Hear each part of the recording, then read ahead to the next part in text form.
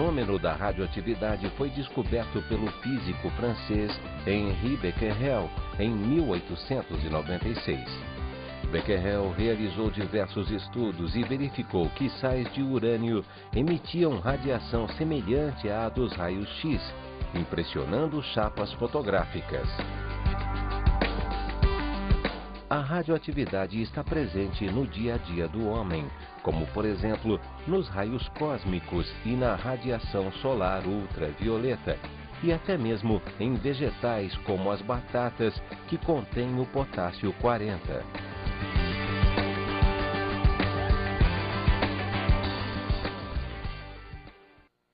Bem, como vocês puderam observar nesses textos, a grande importância e o primeiro ponto a ser considerado é em cima desses grandes nomes que trabalharam em prol do conhecimento que hoje nós temos sobre radioatividade.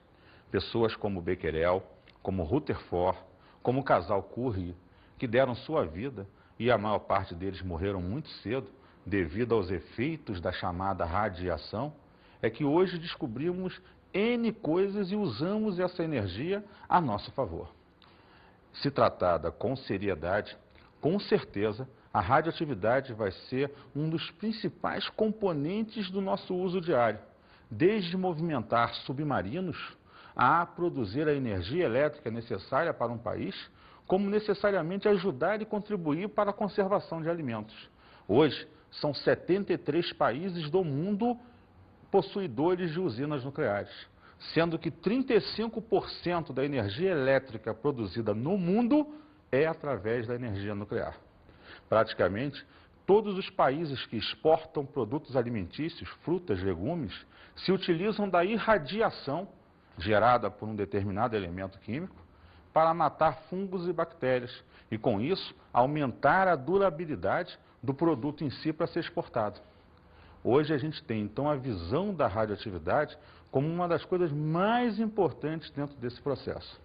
Mas, como sempre, há os que são veementemente contra, como, por exemplo, os Estados Unidos, que nunca foi bonzinho nesse sentido, criar campanhas contra a energia nuclear, ao ponto de criar um desenho, que hoje é um filme, o Hulk, que você observa, que necessariamente fala que a energia nuclear transforma o homem em monstro, e o monstro é incontrolável.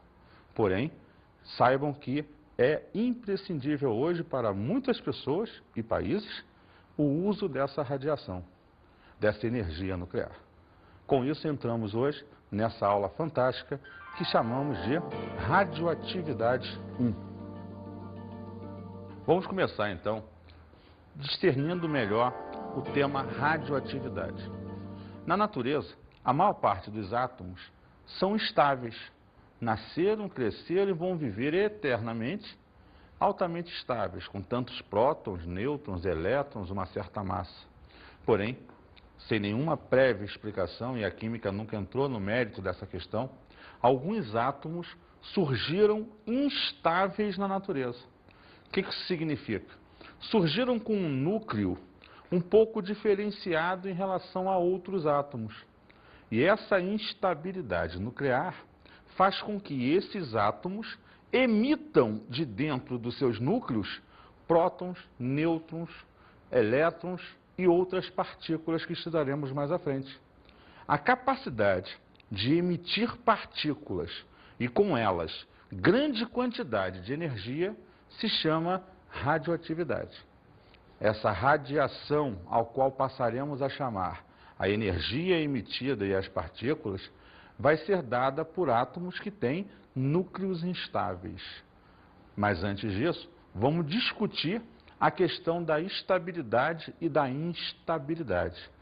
Repara, essa relação entre estabilidade e instabilidade foi descoberto recentemente que era uma relação existente entre o número de prótons e nêutrons que existem dentro do núcleo.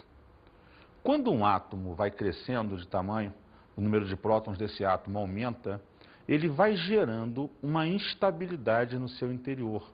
Por quê?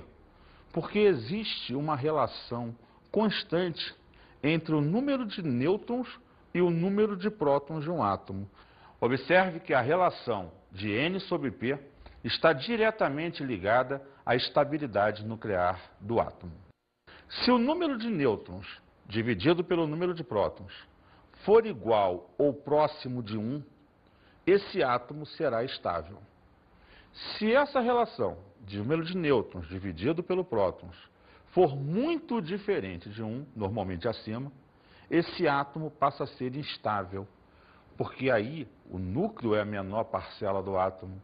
Uma relação dessa, onde as quantidades são muito diferentes, torna a estrutura instável do processo. Aí é que reside a ideia de átomo estável e átomo instável. É essa relação entre o número de nêutrons e de prótons. Todos os elementos apresentam isótopos radioativos naturais, artificiais. Mas só podemos considerar um elemento radioativo se o seu isótopo mais abundante for radioativo. Os isótopos radioativos são denominados radioisótopos. Compreenderam? Quer dizer, praticamente todos os elementos químicos que até hoje foram descobertos apresentam isótopos. Esse é o ponto principal. Esses isótopos, na sua maioria, podem ou não ser radioativos. Porém, a gente observa hoje que praticamente grande número dos elementos apresentam isótopos radioativos.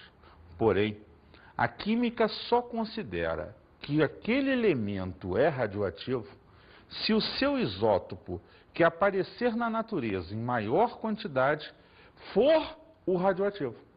Se ele não for o radioativo, aquele elemento não será considerado radioativo, a nível de classificação e até de tabela periódica. Agora, vamos avaliar um outro ponto crucial. Lembra que eu falei?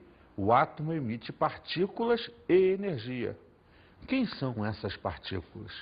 Vamos então falar sobre as partículas radioativas.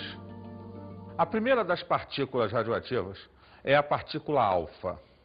Alfa é uma partícula pesada, de carga positiva, formada por 2 prótons e 2 nêutrons. Automaticamente, a sua massa equivale a 4. Logo, ela é considerada semelhante ao núcleo do átomo de hélio 2,4.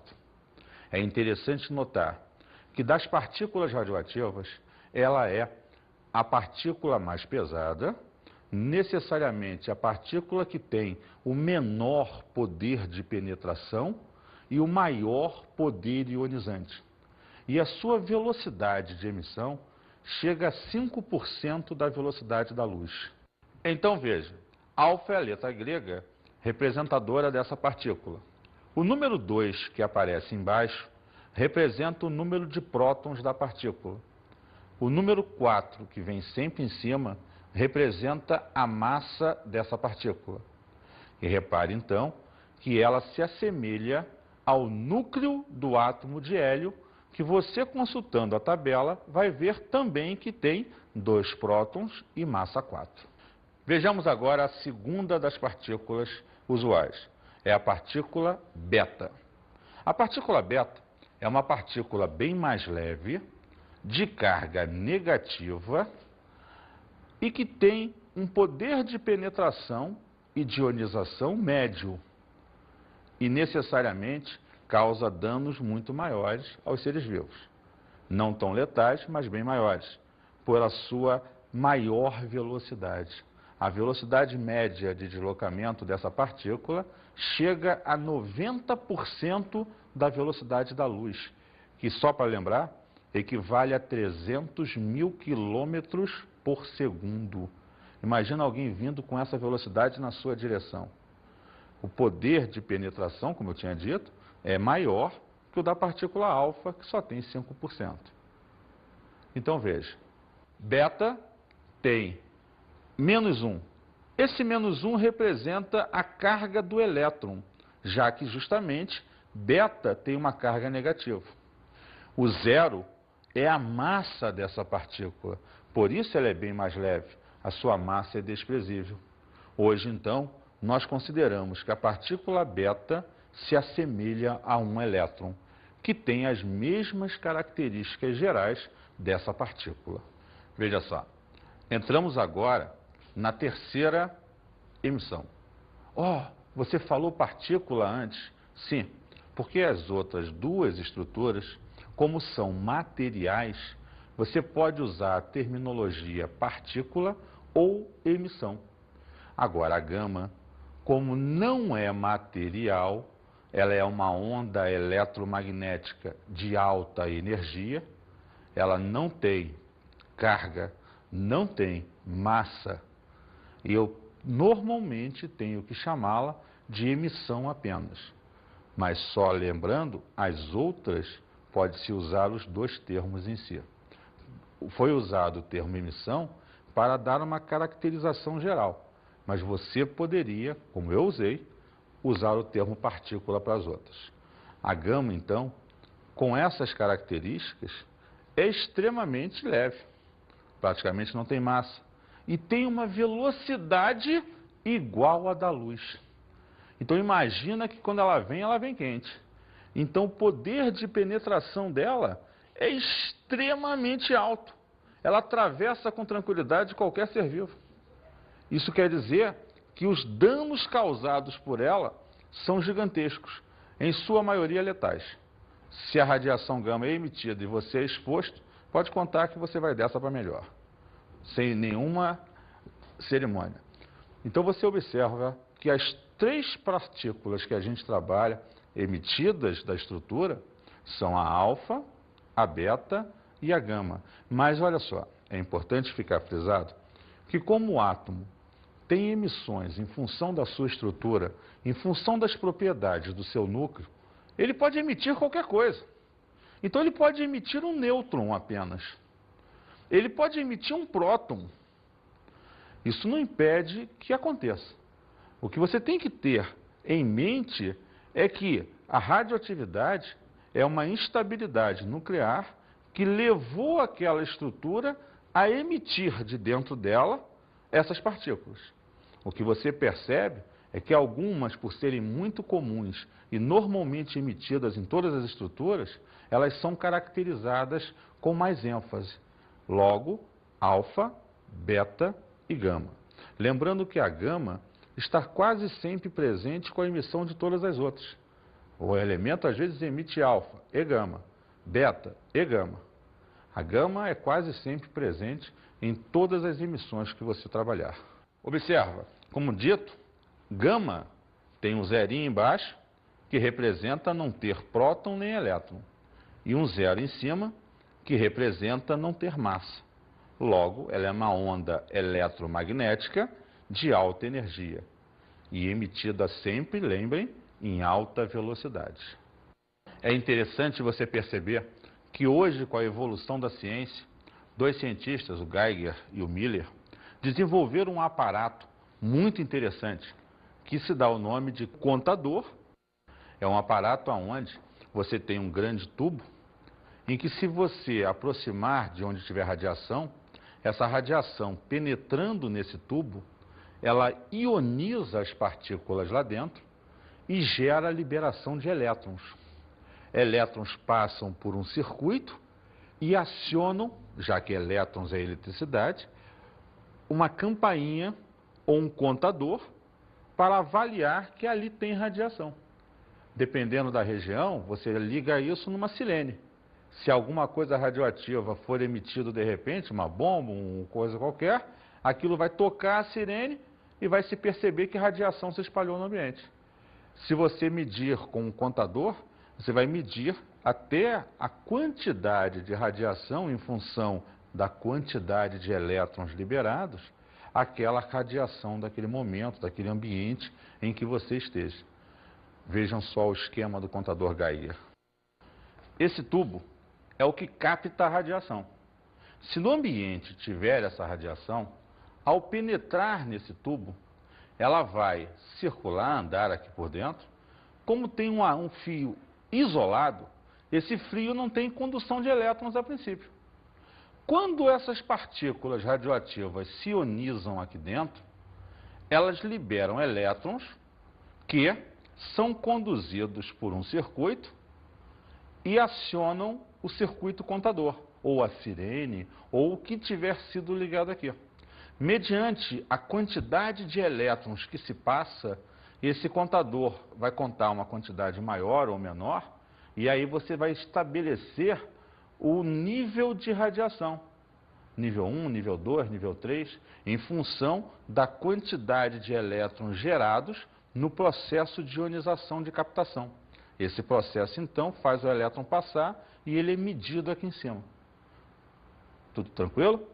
Ficou legal? Puxa, que legal! Olhando o esquema, tudo ficou mais claro. Gotinha, por isso os esquemas são muito importantes. Eles, na maioria das vezes, facilitam a nossa vida. Vamos agora observar como é que é esse processo de emissão de partículas, que foi estudada por alguns cientistas específicos e trabalhadas na forma de leis. Vamos então trabalhar agora as leis da radioatividade. Como a gente observou, as emissões de partículas são muito variadas. Já chegamos hoje a aparatos que podem medir essa radiação. Porém, alguns cientistas, como Russell, Fermi, Fajans, Sod, estudaram a fundo o funcionamento dessa emissão de radiação. Com isso, temos que enunciar e explicar as principais leis da radioatividade. Vamos à primeira lei da radioatividade, a lei de alfa-emissores, ou lei de Sod. Observe o seguinte, o que ele observou? Que alguns átomos emitiam partículas alfa. A partir daí, a lei enunciada fica: todo átomo, ao emitir uma partícula alfa, tem o seu número atômico diminuído de 2 unidades e o seu número de massa de 4 unidades. Óbvio, alfa tem o quê? 2 prótons. Número atômico é o número de prótons. Então, se você emitiu 2 prótons, você agora tem 2 prótons a menos.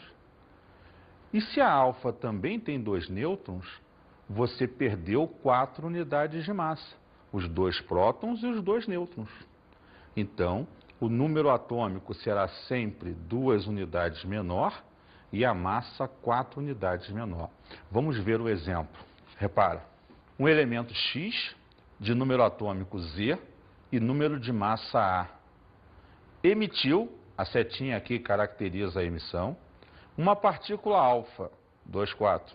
E você produziu um novo elemento. Evidente, porque a identidade do átomo é o seu número atômico.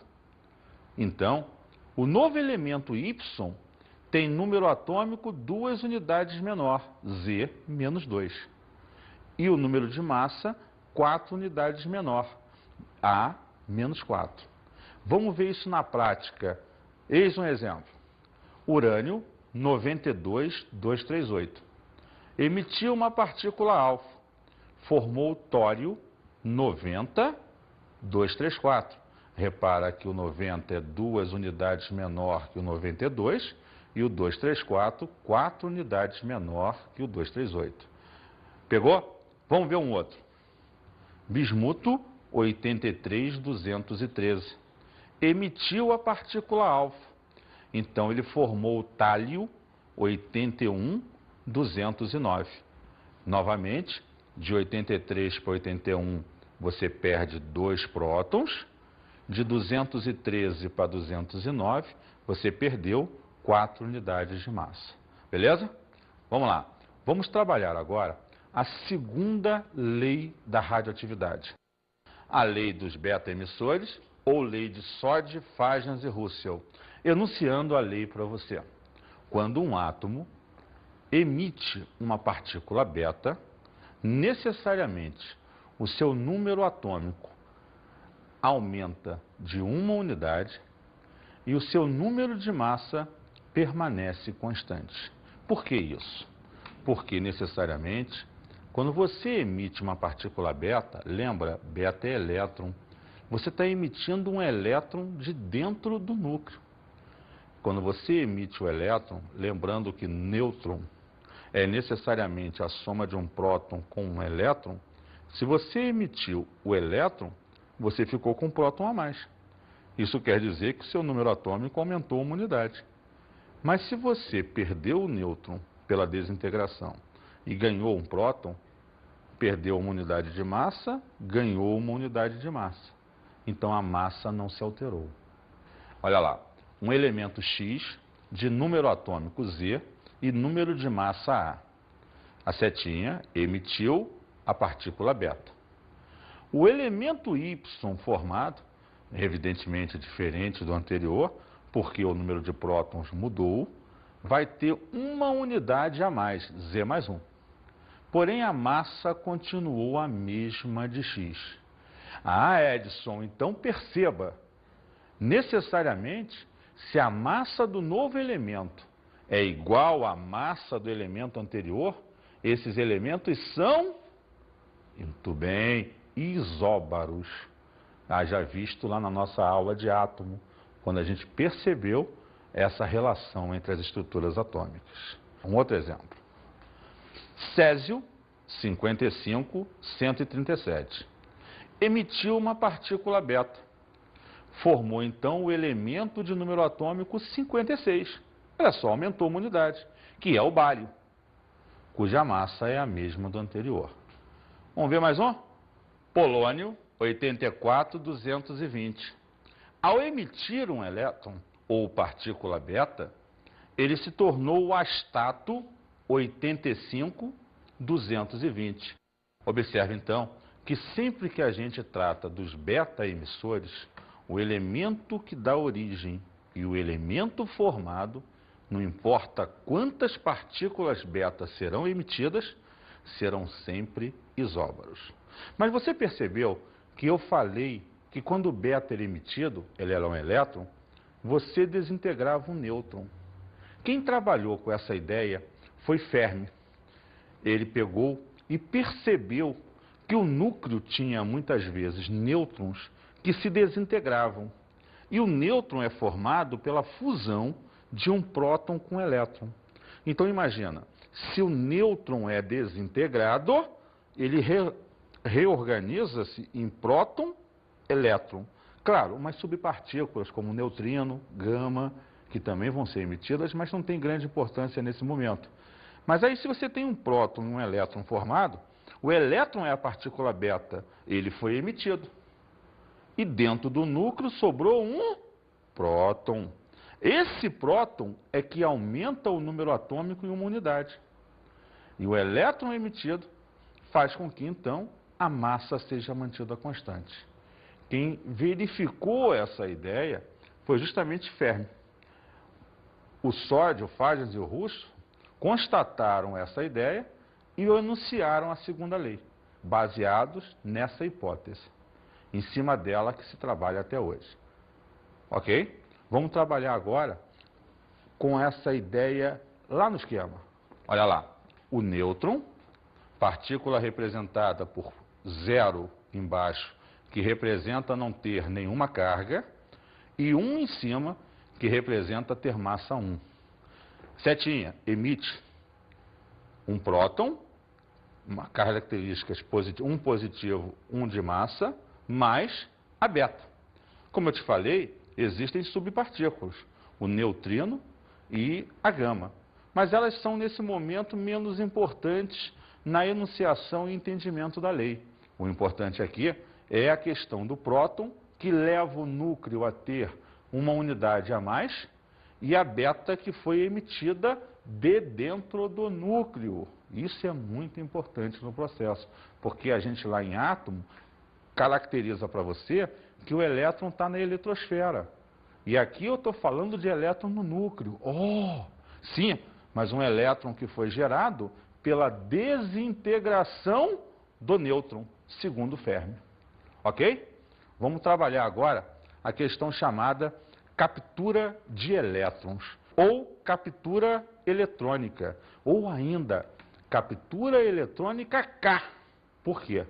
Porque ele captura elétrons da camada K do átomo. Aí imagina o que aconteceu. Vamos ver o esquema. O átomo, X, número atômico Z, massa A, capturou um elétron da camada mais próxima, que é a K. que aconteceu a partir daí? Ele se transformou num elemento Y. Porque para pensar, o núcleo tem um próton positivo, captura um elétron negativo. Eles se fundem. Se eles se fundiram, viraram um nêutron. E o próton a menos. Então o número de prótons Z fica menos 1, mas a massa ficou constante. Por quê? Porque o nêutron surgiu e um próton diminuiu. Veja só o que nós comentamos. O elétron foi capturado, se associou a um próton, e a associação de um próton com elétron gerou, olha a setinha, o nêutron. Vejam o exemplo prático seguinte. O fósforo 1531 captura um elétron. Ao capturar um elétron, observe que o número atômico dele vai diminuir de uma unidade, 14. Logo ele vira o silício. Mas a massa continuou a mesma. O que era 31 continua 31. Esse caso, então, é quando ocorre uma captura de elétrons. Veja só, aqui está claro para me te dar uma puxada importante. Veja que quando você emitiu partícula, capturou elétron, você começou num átomo e acabou em outro. A isso nós chamamos transmutação elementar. Justamente essa instabilidade atômica gera para a gente a transformação de um elemento em outro. Quando essa transmutação ocorre espontaneamente, ela é chamada de natural. Observe esse exemplo. O NP 93237 emitiu partículas alfa, espontaneamente, e se transformou no frâncio 87225. Repara por que ela é natural. Porque nos reagentes você partiu de um único elemento. E lá nos produtos, depois das setas, você emitiu partículas e transformou em outro elemento. Por outro lado, quando essa transformação ou transmutação é feita por um bombardeamento, é feita por um ataque de partículas, ela passa a ser chamada de artificial. Vejamos, o nitrogênio 714 foi atacado pelo alfa. Se o alfa foi colocado antes da seta, ele participa de uma reação. Ele é reagente, ele é o atacante. Ele ataca o nitrogênio para que o nitrogênio então se transforme, olha a setinha, em oxigênio. Repara que a diferença em relação ao exemplo anterior é que lá só partíamos de um elemento. Aqui, além do elemento, nós temos uma partícula a mais nos reagentes. Essa partícula provocou a transformação. Veja só um outro exemplo. Vamos lá. Alumínio 1327 foi atacado pela partícula alfa e gerou o fósforo 1530. É claro, teve um nêutron sendo liberado também. Mas o importante é ter mostrado que nessa transformação, e por isso ela é artificial, o alfa atacou o alumínio. Tem sempre uma partícula atacando o elemento inicial e levando-o a se transformar. Vamos então trabalhar agora alguns exercícios fundamentais para a gente. O elemento netônio, NP, massa 237, após a emissão de 7 partículas alfa e 4 partículas beta, se transforma em bismuto. Equacione a reação nuclear mencionada. Vejam só, você tem que ter a sensibilidade nesses exercícios de emissão de partícula em perceber no enunciado se houve ataque ou bombardeio. Palavras como essa levam você, na equação, a colocar mais alguma coisa nos reagentes. Mas perceba no exercício, no enunciado que lemos, que o cara partiu de um elemento que só emitiu partículas. Então a gente vai botar o elemento no início, a setinha, e colocar as partículas organizadas no final. Lembrando sempre uma coisa fundamental nessa parte da matéria. A massa é sempre a do exercício em questão. O número atômico, você viu que ele não botou. Tem que ir à tabela e buscar. Vamos observar a resolução. Netúnio, 93. Esse 93 saiu da tabela periódica, eu fui lá e consultei. O 237 estava no enunciado. Emitiu 7 partículas alfa. 7 e o alfa logo depois. E 4 partículas beta. Produzindo, então, o bismuto. Observaram que a montagem da equação é exatamente aquela. Porém, precisamos de um dado fundamental. O número de cargas e a massa do primeiro membro tem que ser sempre igual ao número de cargas e a massa do segundo membro. Daí, eu consigo, então, organizar matematicamente agora e calcular o número de partículas do processo, dando prosseguimento. Vamos lá. Massa do netúnio, 237. É igual, porque só tem o netúnio no primeiro membro, a 7 partículas alfa vezes 4, que é a massa de alfa, mais 4 partículas beta vezes 0, que é a massa de beta, mais a massa do bismuto. Com essa pequena equação, você vai descobrir quem é a massa do bismuto e completar lá na equação. Então, 237 é igual a 7 vezes 4, 28, 4 vezes 0, 0, mais A. Massa, 209. Passou o 28 para o outro lado e achou o valor da massa. Vamos agora determinar o número atômico. Número atômico do netúnio, 93. No primeiro membro, só tem ele. Então tem que ser igual ao número atômico que está no segundo membro.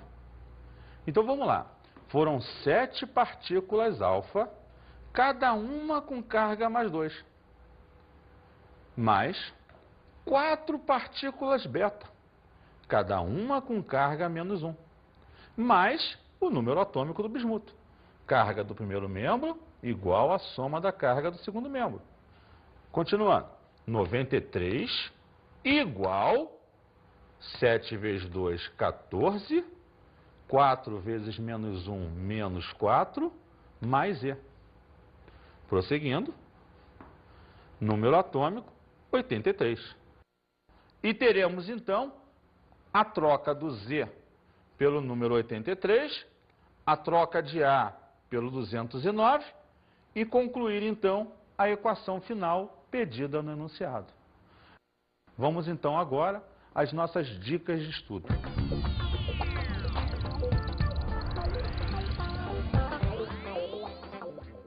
Uma dica interessante é você analisar a letra da música Rosa de Hiroshima e, a partir daí, procurar observar o uso e a praticidade da radiação e da radioatividade no nosso dia a dia.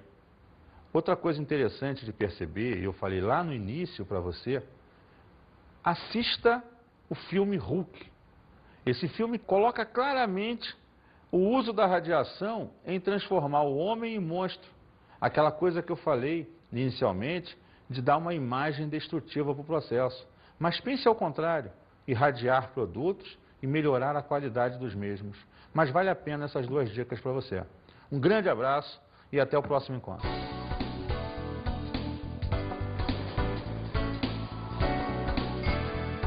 O tema da aula de hoje foi Radioatividade 1. Lembre, a radioatividade é a questão em que átomos que possuem núcleos instáveis emitem partículas e energia. A esse conjunto chamamos radiação.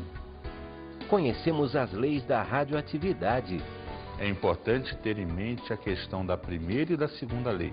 Lembrar que na primeira lei, o número atômico diminui de 2 unidades e a massa de 4. E na segunda lei, betas emissores, o número atômico aumenta de 1 unidade e a massa permanece constante. E falamos sobre a transmutação. É de grande importância entender que a transmutação trabalha para você a ideia de que um átomo estável, um radioisótopo, ao emitir partículas, se transforma em outro. Ora de forma natural, quando ele espontaneamente emite partículas, ora de forma artificial, quando ele é atacado, provocando a transformação. Bons estudos!